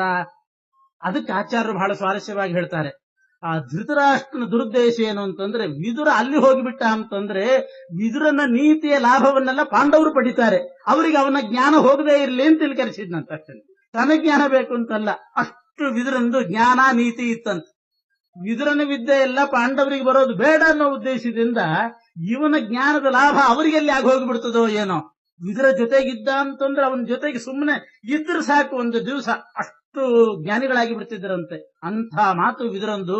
ಅದರಿಂದ ಪಾಂಡವರಿಗೆ ಆ ಲಾಭ ಆಗೋದು ಬೇಡ, ತನಗೆ ಜ್ಞಾನ ಬರಬೇಕು ಅಂತಲ್ಲ, ಪಾಂಡವರಿಗೆ ಜ್ಞಾನ ಹೋಗಬಾರ್ದು ವಿದುರಂದು ಅಂತ ಹೇಳಿ ತಾನು ಅವನನ್ನು ಎಲ್ಲೂ ಕೂಡ ಕಳಿಸದೆ ಕೂಡಿಟ್ಕೊಂಡಿದ್ನಂತೆ. ಇಂಥ ನೀತಿ, ಇಂಥ ಜ್ಞಾನ ವಿದುರನಿಗಿತ್ತು ಅಂತಂತಾರೆ. ಸುನೀತಿಮಾನಿತ್ಯ ಅವದತ್ಸ ಕೃಷ್ಣ, ವಾಸಿಷ್ಠ ಕೃಷ್ಣ ವೇದವ್ಯಾಸ ದೇವರ ಅನುಗ್ರಹದಿಂದ ಆಗಿತ್ತು. ಈ ರೀತಿ ವಿದುರ ಹುಟ್ಟಿದ. ಸತ್ಯವತಿ ದೇವಿ ಮತ್ತೆ ಕೇಳ್ತಾಳೆ ವೇದವ್ಯಾಸ ದೇವರ ಹತ್ರ ಬಂದು, ಒಬ್ಬನು ಕುರುಡಾಗಿಬಿಟ್ಟ, ಇನ್ನೊಬ್ಬನು ಪಾಂಡು ಆಗಿಬಿಟ್ಟ, ಮೈಯೆಲ್ಲ ಬಿಳಿತಿ ಹೋಯಿತು. ಇವನು ಅಂಬಿಕೆಯಲ್ಲೂ ಹುಟ್ಟಲಿಲ್ಲ, ಅಂಬಾಲಿಕೆಯಲ್ಲೂ ಹುಟ್ಟಲಿಲ್ಲ, ಅಂಬಿಕೆಯ ದಾಸಿಯಲ್ಲಿ ಹುಟ್ಟಿದ. ಆದ್ರಿಂದ ಇನ್ನೊಂದ್ಸಲ ನಾನು ಅಂಬಾಲಿಕೆಯನ್ನ ಕಳಿಸ್ತೇನೆ, ಅವಳು ಸರಿಯಾಗಿ ಭಕ್ತಿಯಿಂದ ಇದು ಮಾಡ್ತಾಳೆ, ಮತ್ತೊಂದು ಮಗ ಹುಟ್ಲಿ ಅಂತಂದಾಗ ವೇದವ್ಯಾಸ ದೇವರು ಹೇಳಿದ್ರಂತೆ, ಹಿಂಗೆ ಇನ್ನೊಂದೇನಾಯ್ತು ಅಂತ ಮತ್ತೊಂದ್ಸಲ ಬರ್ತಿದ್ದಿ, ಇದು ನಿಯೋಗ ಹೋಗಿ ಕೊನೆಗೆ ವ್ಯಭಿಚಾರ ಆಗ್ತದೆ, ಬೇಡ ಬೇಡ ಅಂದ್ರಂತೆ ವೇದವ್ಯಾಸ ದೇವರು. 3ಕ್ಕೂ ಮುಕ್ತಾಯ. ಏನೋ ರಾಜ್ಯಕ್ಕೆ ಯಾರೂ ಇಲ್ಲ ಬೇಕು ಅಂತ ಅಂದದ್ದಕ್ಕೆ ಒಬ್ಬನ ಹುಟ್ಟಿಸಿದೆ, ಕುರುಡ ಆದ ಅಂದದ್ದಕ್ಕೆ ಇನ್ನೊಬ್ಬ ಹುಟ್ಟಿದೆ, ಪಾಂಡು ಆಗಿಬಿಟ್ಟ. ಇನ್ನೊಬ್ಬನ ಹೀಗಾದ, ಮತ್ತೊಂದು ಹುಟ್ಟಿಸು, ಬೇಡ ಇದಕ್ಕಿಂತ ಹೆಚ್ಚು ಮಾಡಬಾರ್ದು, 3ಕ್ಕೂ ಮುಕ್ತಾಯ ಅಂತ ಬಂದದ್ದು ಅವತ್ತಿನಿಂದ. ಇದಕ್ಕಿಂತ ಹೆಚ್ಚು 4ನೇ ಮಗನನ್ನ ಈ ರೀತಿ ನಾವು ಪಡೆಯೋದು ಸರಿಯಲ್ಲ, ಆದ್ರಿಂದ ಇಲ್ಲಿಗೆ ನಿಲ್ಲಿಸಿ ಬಿಡೋಣ ಅಂತ ವೇದವ್ಯಾಸ ದೇವರು ಹೇಳಿದ್ರಂತೆ. ಸರಿ, ಹಾಗಾದ್ರೆ ರಾಜ್ಯಭಾರ ಮಾಡಬೇಕಲ್ಲ, ಸಾಕು, ನೀತಿ ಹೇಳಲಿಕ್ಕೆ ವಿದುರ ಇದ್ದಾನೆ, ಬಲಶಾಲಿಯಾಗಿ ಪಾಂಡು ಇದ್ದಾನೆ, ಧೃತರಾಷ್ಟ್ರ ಇರ್ತಾನೆ, ಅಂತೂ 3 ಜನ ಸೇರಿ ಆಳ್ಕೊಂಡು ಹೋಗ್ಲಿ, ಇನ್ಯಾವುದು ಬೇಡ ಅಂತ ವೇದವ್ಯಾಸ ದೇವರು ಹೇಳಿ ಹೋಗಿಬಿಟ್ರಂತೆ. ಮುಂದೆ ಭೀಷ್ಮಾಚಾರ್ಯರೇ ಅವರಿಗೆಲ್ಲ ಯೋಗ್ಯವಾದ ಕರ್ಮ ಮಾಡಿದ್ರು. ಯಾರ್ಯಾರಿಗೆ ಏನೇನು ಉಚಿತವಾದ್ದೋ ಆಯಾ ವರ್ಣಕ್ಕೆ ಉಚಿತವಾದ ಕರ್ಮಗಳನ್ನೆಲ್ಲ ಮಾಡಿಸಿದ್ರು. ವೇದವ್ಯಾಸ ದೇವರೇ ಅಸ್ತ್ರವಿದ್ಯೆ ಶಸ್ತ್ರವಿದ್ಯೆಗಳನ್ನೆಲ್ಲ ಅಭ್ಯಾಸ ಮಾಡಿಸಿದ್ರು. ಮುಂದೆ ಸಂಜಯನ ಉತ್ಪತ್ತಿಯನ್ನ ನಿರೂಪಣೆ ಮಾಡ್ತಾ ಇದ್ದಾರೆ. ವಿಚಿತ್ರವೀರ್ಯನ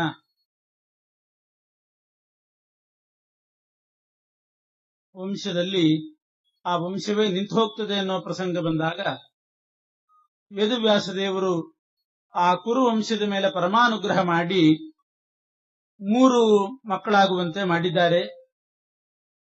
ಧೃತರಾಷ್ಟ್ರ, ಪಾಂಡು ಮತ್ತು ವಿದುರ. ವಿದುರ ಯಾರು? ಮಾಂಡವ್ಯ ಋಷಿಗಳು ವಿದುರನಾಗಿ ಹುಟ್ಟಿದ್ದು ಹೇಗೆ ಅಂತ ಅನ್ನೋದನ್ನ ನಿನ್ನೆ ನಿರೂಪಣೆ ಮಾಡಿದ್ದೇವೆ. ಭೀಷ್ಮಾಚಾರ್ಯರು ಆ ಧೃತರಾಷ್ಟ್ರ, ಪಾಂಡು ಮತ್ತು ವಿದುರನಿಗೆ ಅವರವರಿಗೆ ಯೋಗ್ಯವಾಗಿರತಕ್ಕಂಥ ಕರ್ಮಗಳನ್ನೆಲ್ಲ ಮಾಡಿ, ಸಂಸ್ಕಾರಗಳನ್ನ ಮಾಡಿ ಅವರು ವಿದ್ಯಾವಂತರಾಗುವಂತೆ ಮಾಡಿದ್ರು. ವೇದವ್ಯಾಸ ದೇವರು ಅವರಿಗೆಲ್ಲ ವಿದ್ಯೆ ಉಪದೇಶ ಮಾಡಿದ್ದಾರೆ. ವಿಶೇಷವಾಗಿ ಪಾಂಡುರಾಜನಿಗೆ ಶಸ್ತ್ರಾಸ್ತ್ರಗಳನ್ನೆಲ್ಲ ಉಪದೇಶ ಮಾಡಿದ್ರು. ಆ 3 ಜನ ವಿಚಿತ್ರವೀರ್ಯನ ಮಕ್ಕಳು ವಿದ್ಯಾಪಾರಂಗತರಾದರು. ವಿಶೇಷವಾಗಿ ವಿದುರ ಸರ್ವಜ್ಞ ಅಂತಲೇ ಅನಿಸ್ಕೊಂಡದ್ದು. ದಾಸಿ ಪುತ್ರ, ಶೂದ್ರ ವರ್ಣದಲ್ಲಿ ಹುಟ್ಟಿದಂಥ ಮಗ, ಆದರೆ ಸರ್ವವೇತ್ತ, ಸರ್ವಜ್ಞಾನಿಯಾಗಿದ್ದಂತೆ, ಸರ್ವಜ್ಞನಾಗಿದ್ದ. ಪಾಂಡುರಾಜ ಏಕಾಂಗ ವೀರನಾಗಿ, ಪ್ರಧಾನ ವೀರನಾಗಿ ಸಮಸ್ತ ಅಸ್ತ್ರಗಳನ್ನು ತಿಳಿದವನಾಗಿದ್ದ. ಜಿಗಾಯ ಪೃಥ್ವೀಂ ಅಖಿಲಾಂ ಧನುರ್ಧರ. ಪಾಂಡುರಾಜ ಇಡೀ ಭೂಮಂಡಲದಲ್ಲಿ ಸಂಚಾರ ಮಾಡಿ ಎಲ್ಲಾ ಕಡೆ ದಿಗ್ವಿಜಯ ಮಾಡಿಕೊಂಡು ಬಂದಿದ್ದ. ಇಂಥ 3 ಮಕ್ಕಳು ಇದ್ದಾಗ ಇವರ ಜೊತೆಗೆ ಸಂಜಯ ಅಂತ ಒಬ್ಬ ಇದ್ದ, ಬಹಳ ಪ್ರಸಿದ್ಧ ಸಂಜಯ.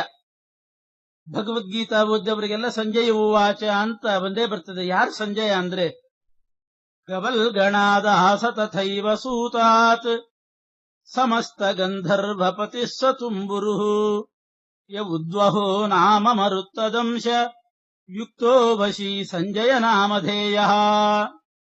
ವಿಚಿತ್ರವೀರ್ಯನಿಗೆ ಒಬ್ಬ ಸೂತ ಇದ್ದ. ರಥ ಓಡಿಸುವ ಸಾರಥಿ.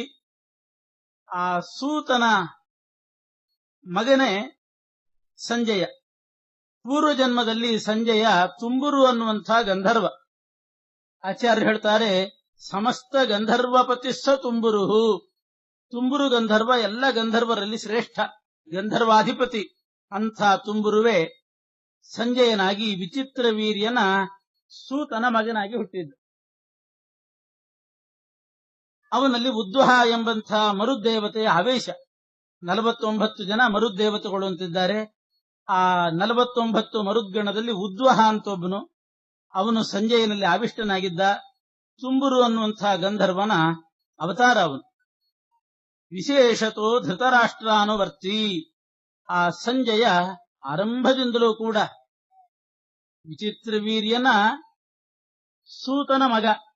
ವಿಚಿತ್ರವೀರ್ಯನ ಮಗ ಧೃತರಾಷ್ಟ್ರ, ವೇದವ್ಯಾಸ ದೇವರಿಂದ ಹುಟ್ಟಿದವನು ಧೃತರಾಷ್ಟ್ರ. ಸಂಜಯನಿಗೂ ಧೃತರಾಷ್ಟ್ರನಿಗೂ ಆರಂಭದಿಂದಲೂ ಕೂಡ ವಿಶೇಷವಾದಂತಹ ಸ್ನೇಹ, ಕೊನೆ ತನಕನೂ ಆ ಸ್ನೇಹ ಇತ್ತು. ಆದ್ರಿಂದ ಧೃತರಾಷ್ಟ್ರನಿಗೆ ಸಂಜಯ ಎಲ್ಲ ಯುದ್ಧದ ವೃತ್ತಾಂತವನ್ನು ಹೇಳ್ತಾನೆ. ವಿಶೇಷತೋ ಧೃತರಾಷ್ಟ್ರಾನುವರ್ತಿ. ಸಮಸ್ತವಿನ್ ಮತಿಮಾನ್ ವ್ಯಾಸಶಿಷ್ಯ.